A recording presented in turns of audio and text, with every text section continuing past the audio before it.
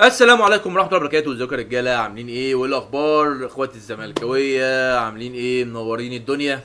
ما تنسوش احنا النهارده يا جماعه هنتكلم عن حاجات تحليليه، في يعني نشوف تريكات كده حصلت في ماتش الزمالك والاهلي، المباراه اللي احنا خسرناها 2-1 وفي ظل مشاكل كتيره جدا جدا جدا بتحصل، ولعيبه عايزه مستحقاتها، وفي مشاكل، وحوار الماتش الجاي مش عايزين يتدربوا، وحاجات كتيره جدا. وفي خبر لسه قريب بيقول لك شيكو بنزا هرب، ومش عارف مدى صحه الخبر ده صحيح ولا لا. ولكن اللعيبه يا جماعه عاوزه فلوسها، على عيني وعلى راسي يا صديقي اللاعب الجميل والمحترم.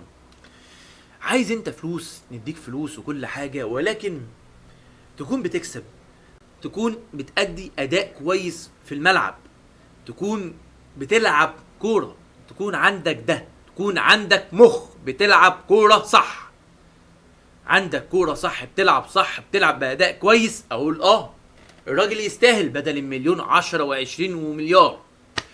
ولكن بتاخده ملايين ملايين، وحرفيا ما بتعملوش بربع جنيه فيها. بتاخدوا ملايين وفعلا ما بتعملوش بربع جنيه من الملايين اللي انتوا بتاخدوها دي. واي واحد زملكاوي قاعد في المدرجات او قاعد بيتفرج عليا دلوقتي لو لبس تيشيرت نادي الزمالك هيلعب احسن من احسن لعيب موجود دلوقتي في الملعب. او يا عم اقول لك على حاجه، هيعمل نفس اللي انت بتعمله بالظبط، ده لو ما كانش احسن شويه. ده اللي هو اللي ضايع، اللي ما بيعرفش يلعب، الضايع. ايه الصعب يا جماعه ان احنا نفضل نشتت الكوره انتشار غلط، نكون كلنا ورا وخلاص؟ ايه الصعب في كده؟ ايه الصعب في كده؟ انتوا لعيبه دوليه وعاملين بتتدربوا بقالكوا سنين، وده الاداء بتاعكم وده الكواليتي بتاعكم، ده الكواليتي بتاعكم. انتوا متاكدين يا جماعه ان ده الكواليتي بتاعكم؟ دي اعلى حاجه انتوا وصلتوا لها بامانه؟ ده انتوا شايفين انك انتوا كده لعيبه؟ ده انت كده شايف انك انت كلاعب تستحق انك تاخد فلوس على اللي بتعمله؟ انا هوريكم يا جماعه شويه حالات كده بسيطه نشوفها مع بعض في ماتش الزمالك والاهلي، تبين لك عقليه اللعيبه، وانها لعيبه مفيش كوره، مفيش كوره عندها، بجد مفيش كوره عندها، ما عندهمش فكر كوره، ما يعرفش، مش مثلا بيقعد مثلا يتفرج كده على دوري ابطال اوروبا، او بيفتح مثلا ماتش برشلونه مثلا كده وهي بتلعب يتفرج عليها، اتفرج بس على برشلونه كده وهي بتلعب مثلا يعني، اتفرج كده شوف بتلعب ازاي، بتنقل ازاي، بيلعبوا ازاي. ده احنا يا جماعه واحنا صغيرين لسه صغيرين يعني، لكن لما الواحد لو كان بيلعب كوره قبل الاصابه كان كان بيقعد كده بجد والله يتفرج على الفرق بتاع برشلونه وريال مدريد والفرق اللي بتلعب كوره حلوه. بعد كده والله العظيم بيبقى ينزل يلعب، يحجز ارض كده هو واصحابه، بيحاول يلعب زيهم، تيكي تاكا بقى وبساط واتحرك والعب. انتوا كلاعيبه الكوره دي شغلتكم، بتاخدوا ملايين عشان كده. ما بتفكروش تتفرجوا كده على ماتشات كوره كده وتحاولوا تنزلوا في الملعب كده تقلدوا برشلونه مثلا، انتشار الهجومي بتاعها؟ ما بتتكلموش عن الكوره؟ ولا انتوا يعني دماغكم مشغوله في ايه؟ بجد قولوا لي دماغكم مشغوله في ايه؟ بتفكروا في ايه غير الكوره؟ سيبك من الفلوس والمستحقات، انت كده كده هتاخدها، ولكن ادي في الملعب، وريني اداء، وريني اداء كوره. حتى الماتشات اللي احنا كسبنا فيها مفيش اداء كوره يا جماعه، كوره. انا هوريكم شويه حالات كده، تعالوا معايا نتفرج على شويه حالات وقولوا لي يا جماعه رايكم دي كوره؟ دي كوره احنا بنلعبها؟ تعالوا تعالوا. بصوا يا جماعه، دي كوره. الكوره دي كانت في الشوط الثاني لدونجا. تمام. بص بقى يا عزيزي معايا بسرعه. ده دونجا لعب الكوره طويله قدام للاعيبه النادي الاهلي، بامانه لعبها هناك لعيبه النادي الاهلي. كان عنده كام اختيار؟ كان عنده ممكن يلعب هنا اهو عند الراجل المحترم ده، كان عنده طبعا لعيب الاهلي اللي كان لاعب باصه غلط، ودونجا راح ودي قدام. دي صعبه يا صاحبي اللي انت بتتفرج دلوقتي، صعبه لو انت بتلعب مكان دونجا انك انت كوره تجيلك تطلع قدام. صعب. طيب، او ممكن ده هيتحرك له المفروض ورا كده، يعني ده المفروض يهد على الكوره شويه، ما يبقاش خايف، دونجا ما يبقاش خايف، يهد على الكوره ويلف بيها ويشوف يلعب فين المفروض، وده يسقط له مثلا في الحته دي ممكن يلعبها له هنا، ممكن يلعبها لالفينا لما يتحرك مثلا، يستنى بس ثانيتين ممكن يكسب ارض في الحته دي، يعني دونجا ممكن ياخد الكوره ويكسب ارض في الحته دي، يتحركوا له الراجل اللي واقف ده، والفينا هتلاقيه يتحرك له هنا، يروح مديها له، هوب ده يتحرك، تعمل هجمه بيلد اب. بيلد اب بسيطه، بسيطه جدا. طبعا اللعيبه دي المفروض هتفتح، المفروض هيفتحوا يعني هيجروا هنا، ولكن بيلد اب من هنا سهل جدا جدا. لكن دونجا بيو، مع ان يا جماعه انا شايف دونجا من اهم اللعيبه خط النص في الزمالك، وان الزمالك من غير دونجا في خط النص، خط النص ضايع. انت ناقصك يا دونجا شويه حاجات تشتغل عليك، المدرب المفروض هو اللي يشتغل مع دونجا في الحاجات دي. مع ان انا بعيب على لعيبه دوليه بتلعب منتخب مصر، لعيبه كبيره في ال 28 وال 29 وال 30 ولسه لازم يتعلموا الكوره. ده عيب، ده عيب. ماشي، دي حاله، دي حاله، دي حاله. نخش على حاله تانية، معلش نخش على حاله تانية كده. انا اسف والله، انا اسف، حقوا عليا، حقوا عليا. دي حاله دونجا. ده حسام عبد المجيد في الشوط الثاني برضو. انا بكلمكم على شويه حالات كده في الشوط الثاني، هوريكم بس هوريكم. حسام عبد المجيد ده لعب الكوره لعبد الحميد معالي طويله، طبعا هي طويله، كوره طوليه مش على الارض، هو كان ممكن يلعبها على الارض سهله سهله. هو المفروض برضه عبد الحميد معالي ممكن يقرب له، يحاول ان هو يخش ويكسب ارض، لكن هو تمام عايز يلعبها له قدام وتبقى حلوه. لو راجل لعبها له مظبوطه وقدامه صح، كان عبد الحميد معالي راح بهجمه خطيره جدا جدا جدا. لكن الراجل لعبها له هناك في الاوت، في الاوت خالص، في الاوت خالص نهائي. طيب انت يا حبيب قلبي بساطتك مش حلوه ورجلك مش حلوه، وانت عارف انت ده. يا جماعه ساعات يا جماعه بشوف الاخ عبد المجيد بيشوط الكوره في المرمى من هنا ونبقى متعادلين او خسرانين. انت بتفكر ازاي؟ انت كلاعب بتفكر ازاي تبقى متعادل او خسران وبتشوط الكوره من هنا؟ فين دماغك؟ لكن ماشي، مالناش دعوه بالحاله دي.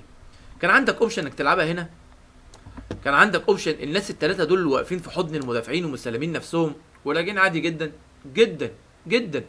كان ممكن عبد الله يقف في المكان ده ويتحرك، وطبعا عبد المجيد يلعبها له. لو انت طبعا مش قادر تلعبها قدام خليك في المضمون. دي كانت الدقيقه حاجه و80 يا جماعه وحاجه و90.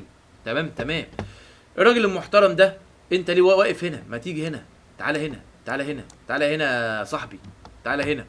وده تمام مفيش مشكله، هاجم يا صاحبي. انت ليه واقف جنبه هنا؟ انت دونجا ليه واقف هنا؟ بتتفرج عليه، بتتفرج عليه. طبعا عبد المجيد لعبها طبعا غلط وبره، ولكن انتشار اللعيبه وادائهم، انت يا حبيبي اتحرك هنا في حته فاضيه دي، ابعد عنه، ابعد عنه، اكسب ارض، اكسب ارض، افتح مساحه، اقف في مكان صح. اي نعم اللعيب قراراته كلها غلط، بس هتعمل ايه؟ اعمل الصح، كل واحد يحاول يعمل الصح. دي هجمه من ضمن الهجمات برضو. تعال هوريكم برضو، هوريكم. ده كان حسام عبد المجيد. نشوف ايه اللي بعده. دي برضو دونجا الشوط الثاني. الشوط الثاني بدل لعب طبعا الرأسيه دي، لعبها بدل ما يلعبها مثلا هنا او يستلمها ويبتدي يلعب كوره، يلعبها باصه مثلا هنا يستنى الفينا يعمل، لا لعبها يا باشا بدماغه دب للعيبه الاهلي، دب للعيبه الاهلي عادي جدا. برضو دي حاله، دي حاله تمام، ما عندناش مشكله، ما عندناش مشكله. دي طبعا الكوره اللي طولت من حسام عبد المجيد، ودي الكوره اللي شاطها دونجا اتكلمنا عليها. ودي بقى الكوره يا جماعه بتاعه مستر الفينا اللي جري حلو جدا جدا جدا جدا، واداها له عدي الدباغ اللي حطها يا جماعه يعني في جسم الشناوي، خبطت فيه وطلع بره. كان المفروض يحطها تشيب، وحتى هو دايما بيضيع كور كتير ويفضل يعمل كده. ليه ما حطاش تشيب؟ ولكن ضيعها. ماشي، بتحصل بتحصل. الكوره دي بقى يا جماعه دونجا. بصوا بقى، بصوا عشان عايز اكلمكم على الكوره دي. تعالوا. دونجا هنا يا جماعه واقف هنا، ومحمد اسماعيل هنا، وعمر جابر واقف بيتفرج عليه هنا، وده بيحاول يتحرك له، المفروض يتحرك له في الحته الفاضيه دي، وعبد الله سعيد واقف برده ايه بيتمشي يعني بيجري كده على بسيط شويه. تمام تمام. دونجا يا جماعه لعب كوره خطيره جدا جدا جدا جدا، طبعا بسبب برده ان اللعيبه بتاعه الزمالك واقفه ومتمركزه غلط. طيب احنا عايزين نبني هجمه، طيب المفروض اسماعيل يقف في الحته دي، يفتح ملعب عشان بحيث دونجا ممكن يفتح عليه الملعب. عمر جابر المفروض يسقط حتى هنا، يبقى هنا المفروض عمر جابر يسقط هنا عشان يبقى يقدر يبقى صاله هنا، وده يبقى هنا الراجل المحترم ده يبقى هنا، ده يبقى هنا، وده يسقط في الحته دي بالظبط بالظبط، هو متاخر شويه، ويبقى عندك بوزيشن كتير قوي انك انت تلعب فيها. ولكن لعبها طويله طويله عشان يلعبها الراجل المحترم ده، لعبها طويله جت لمين؟ للعيب الاهلي، اللي لعيب الاهلي راح رددها الراجل المحترم ده محمد شريف، ودونجا لحق الغلطه بتاعته وقطعها من محمد شريف زي ما انت شايف كده. يعني انا مش عارف اقول لك ايه، انا مش عارف بجد اقول لك ايه، اقول لك ايه. بصوا لعبها يا جماعه، يعني مش عارف اهو، بصوا لعبها راحت اتقطعت.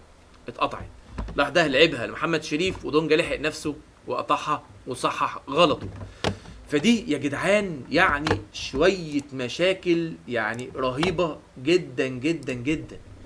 يعني دي بعض يا جماعه من الحالات اللي احنا شفناها، المشاكل الكبيره جدا مع لعيبه نادي الزمالك، ودول لعيبه بياخدوا ملايين. ايه الصعب يا جماعه انك انت تشتت الكوره؟ ايه الصعب انك انت تلعب كوره وتفضل متكتل وما تعرفش تبني هجمه؟ انت كمشجع يلا يا جماعه ودوني ان انا العب في نادي الزمالك، والله هلعب احسن من كده. والله انا عندي رباط صليبي يا جماعه، عندي رباط صليبي وقطع جزئي في غضروف الركبه وقطع جزئي في الصليبي، هلعب احسن من اللي انا شايفه ده، هلعب احسن من كده، والله هلعب احسن من كده. ولكن كلهم يا جماعه عايزين فلوس، احنا يا جماعه عايزين فلوس، فلوس يا اخوانا. طب يا حبيبي قدم حاجه، قدم حاجه، قدم اداء، قدم لعب، قدم فكر، بعد كده نقول ده يستحق الملايين اللي بياخدها دي. في ناس يا جدعان طفحه كوته تعبانه بتاخد ملاليم، انت قاعد مرفه برضه بتلعب، اسمك بتلعب بتاخد ملايين وما بتأديش. يا ريتك بتعمل على قد الملايين دي، ما بتأديش. فين الكوره؟ فين الكوره يا جماعه؟ انتوا مش محتاجين حتى مدرب، اقعد كده مع نفسك، اتفرج على برشلونه، على ريال مدريد، اتفرج الناس دي بتعمل ايه، بيلعبوا ازاي، بيتحركوا ازاي. اتفرج على الكوره. مش عارف انتوا متابعين ايه، فولي بول ولا باسكت بول ولا كره امريكيه، كره قدم امريكيه؟ انا مش فاهم. معرفش، يمكن انا غلطان، يمكن انا مش فاهم حاجه، الله اعلم، يمكن انا ما بفهمش في الكوره.